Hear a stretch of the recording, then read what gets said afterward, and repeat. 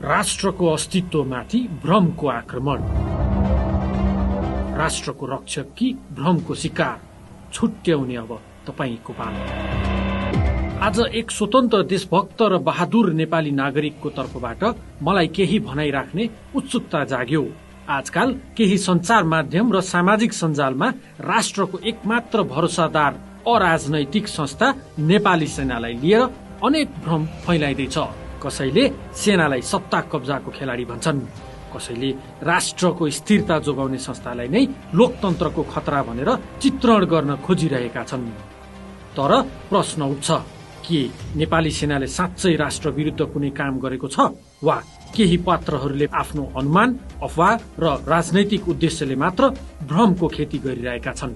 सत्य के हो भने नेपालको संविधान अन्तर्गत जननिर्वाचित सरकारको निर्देशनमा परिचालन हुने नेपाली सेना नेपालको सार्वभौम शक्ति र मेरुदण्डको रूपमा रहने संस्था हो। सदैव संवैधानिक दायराभित्र रही राष्ट्रिय एकता, राष्ट्रिय हित र जनताको सुरक्षाको लागि सरकारबाट निर्दिष्ट गरेका जिम्मेवारीहरू पूरा गर्न निस्वार्थ अहोरात्र खटिने संस्था हो। नेपाली इतिहासको कालखण्डदेखि नै राष्ट्रको सुरक्षाको लागि जीवन समर्पण गरेको संस्थालाई नै विवादको केन्द्रमा उभ्याई सेनालाई कमजोर पार्ने कार्य नहोस् भनी एक स्वतन्त्र नागरिकको हैसियतबाट हुङ्कार दिन चाहन्छु। होशियार, यो भ्रम तत्काल बन्द गर्नुपर्छ। इतिहास अनुमानले होइन, बलिदानले लेखिएको हुन्छ। एक समय नेपाल विभाजित थियो, ससाना राज्यहरू, अलग शक्ति, अलग शासन। त्यही बेला पृथ्वीनारायण शाहले एकीकृत नेपालको अभियान सुरु गर्नुभयो।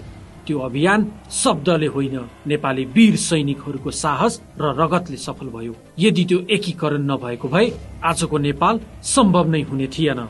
अंग्रेज साम्राज्यले नेपाललाई झुकाउन खोज्यो, विदेशी शक्तिहरूले बारम्बार हस्तक्षेप गर्न खोजे, तर नेपाली सेना र नेपाली जनताको अदम्य साहसका कारण नेपाल कहिल्यै कसैको उपनिवेश बनेन। यो इतिहास कुनै सत्ता संघर्षको होइन, यो इतिहास राष्ट्रको अस्तित्व जोगाउने इतिहास हो।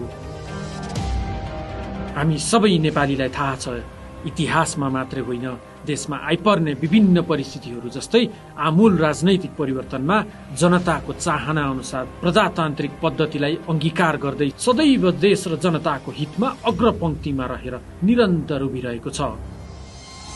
जब भूकम्पले देश हल्लायो, जब बाढी र पहिरोले हजारौं जीवन संकटमा पार्यो, त्यति बेला जनताको साथमा रहेर कठोर भूगोलमा आफ्नो ज्यान जोखिममा राखेर नागरिक उद्धार गरेको पनि हामीले देखेका छौं।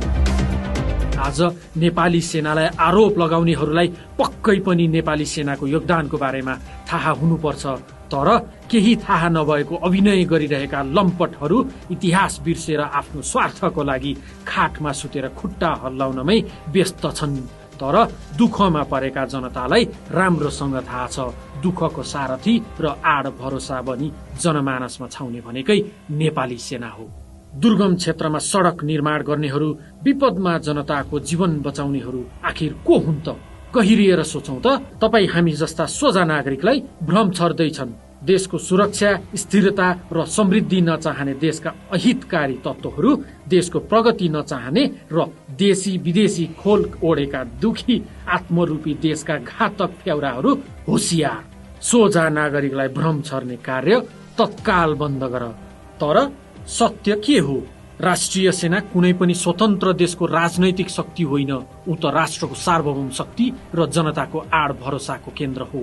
नेपालको संविधान अन्तर्गत नेपाल सरकारको निर्देशनमा परिचालित हुने अन्तिम शस्त्र हो।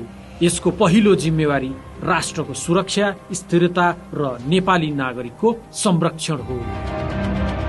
जेनजी आन्दोलन र राजनैतिक अस्थिरताको समयमा देश गम्भीर संकटतर्फ धकेलिँदै थियो। राज्य संयन्त्र कमजोर बन्दै थियो, सरकारी संरचनाहरू प्रभावहीन देखिन थालेका थिए, देश लगभग शून्य राजनीतिक अवस्थातर्फ पुग्ने खतरा बढिरहेको थियो।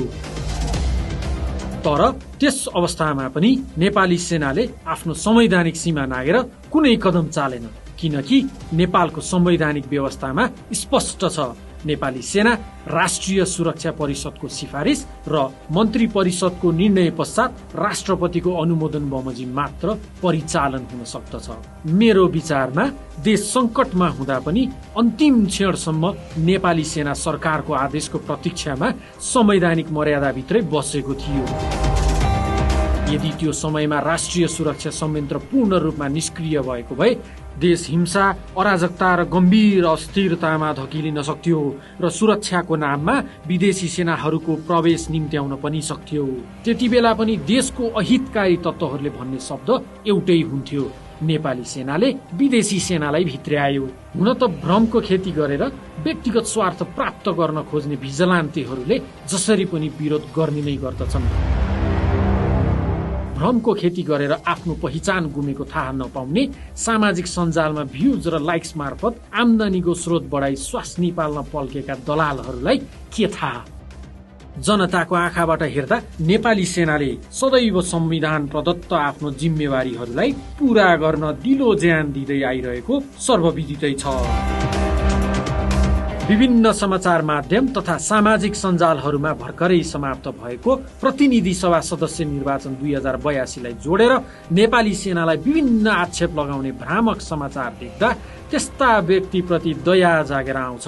मलाई लाग्छ नेपाल सरकारले विगत 2048 साल पश्चात प्राय सबै निर्वाचनहरूमा मतपत्र छपाई तथा ढुवानी, मतदानका क्रममा तेस्रो घेरामा रहेर सुरक्षा प्रदान, मतदान पश्चात स्थापित प्रोटोकल अनुसार मतपेटिकालाई मतगणना स्थलसम्म ढुवानी तथा निर्वाचनको दौरान विभिन्न देशद्रोही तत्त्वबाट हुन सक्ने अवांछित गतिविधिहरूलाई नियन्त्रण गर्ने कार्य गरी निर्वाचनलाई भयरहित वातावरणमा सम्पन्न गर्न मद्दत गरेको हो। तर नेपाल सरकारबाट तोके बमोजिम निर्दिष्ट कार्य गर्दा समेत असन्तुष्ट तत्त्वहरूलाई चित्त नबुझ्दो रहेछ।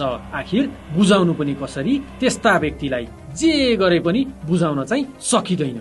12 वर्ष कुकुरको पुच्छर ढुङ्ग्रोमा राखे पनि जस्ताको त्यस्तै भने जस्तै हो। राष्ट्रलाई विघटनबाट जोगाउने संवैधानिक जिम्मेवारीलाई सस्तो लोकप्रियता मार्फत सामाजिक सञ्जालमा सत्ता कब्जाको कथामा बदल्ने प्रयास तथ्यभन्दा बढी भ्रामक र राजनैतिक भाष्य निर्माण गर्ने प्रयास हुन सक्दछ। आज केही कुपात्रहरूले व्यक्तिगत तथा संस्थागत स्वार्थ पूर्तिका लागि अराजनैतिक छवि बोकेको नेपाली सेनालाई राजनीतिक रूपमा चित्रण गर्न खोजिरहेका छन्। लोकतन्त्रमा आलोचना चाहिँ गर्न पाइन्छ, तर आलोचना तथ्यमा आधारित हुनु पर्दछ, अफवाह, अनुमान र सुनियोजित भ्रममा होइन। राष्ट्रको सुरक्षाका लागि समर्पित संस्थालाई निरन्तर अविश्वासको घेरामा राख्नु राष्ट्रिय मनोबल कमजोर पार्ने प्रयास हुन सक्दछ। किनकि नेपाली सेना केवल एउटा संस्था होइन, यो नेपालको सार्वभौमिकता, एकता र राष्ट्रिय अस्तित्वको प्रतीक हो।